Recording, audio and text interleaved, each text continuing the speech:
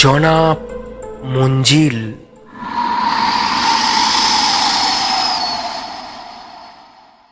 দরজা খুলে গেল।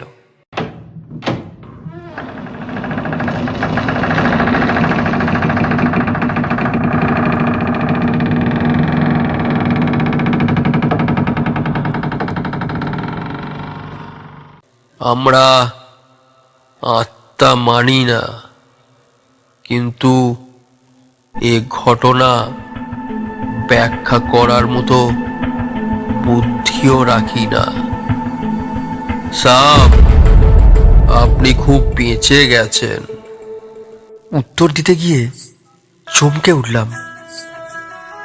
আবার কানে নুপুরের শব্দ ভেসে এলো, সারেঙ্গির সুর।